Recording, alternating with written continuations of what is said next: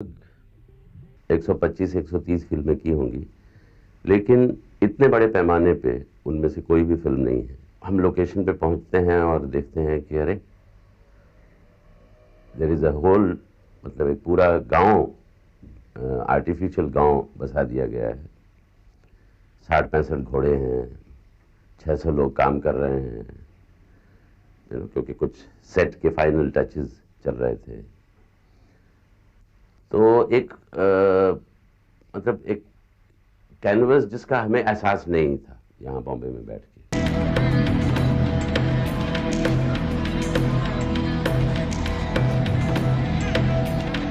राजकुमार संतोषी पागल है, is mad.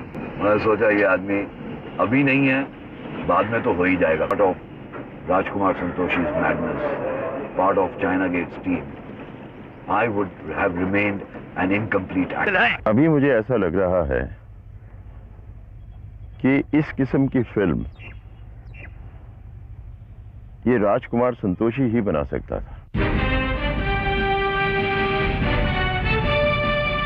Personally बात ये करनी है राज्य के बारे में कि एक आदमी जो होता है कि जो घातक बनाता है, घायल बनाता है, दामिनी बनाता है, अंदर अपना अपना बनाता है, ये तो वेरिएशन है ही सब्जेक्ट के, थीम के।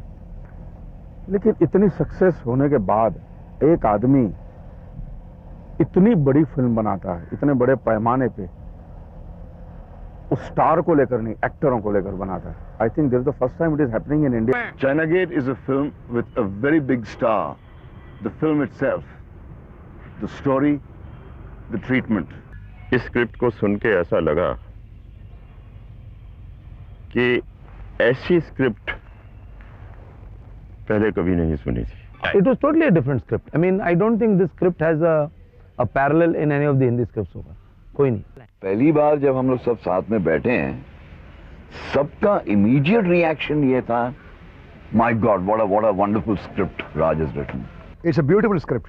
जब राजकुमार संतोषी ने चाइना गेट की नरेशन दी थी पहली बार, तो मुझे लगा कि इतने बड़े स्केल में ये फिल्म बनाना क्या संभव है, वो भी आज के जमाने में। सारे लोग वहाँ थे, पूरी स्क्रिप्ट सीन बाय सीन सुनाई गई। Script, normally you have scripts which have a story, you know, it's like it starts a certain way and the emphasis is not on the screenplay or the moments.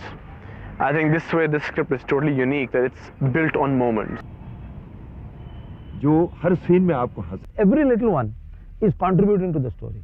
It has lot of characters in it. दूसरे के साथ बहुत खूबी के साथ बुना गया है और उनका जो इंटरवोवन स्ट्रक्चर है वो ही इस फिल्म की हाईलाइट। एक नया लड़का है जिसका नाम है मुकेश तिवारी, तो उन्होंने उनका नाम सजेस्ट किया और वाकई आने के बाद उन्होंने जो काम किया है वो तारीफ के काबिल। सिचुएशनल कॉमेडी है थ्रू आउट द मूवी और बहुत यादगार रोल है ये। कहना मैंने छाती पे गोली खाई थी, पीठ पे नहीं खाई। Film is a collective experience. There is a collective heroism. It is the significance of the action taken by the common people that forms the crux of the story. Focused everyone into one whole being, and that one whole being is China Gate for you. जब आप film China gate देखेंगे तो हैरत अंगेज हो जाएंगे।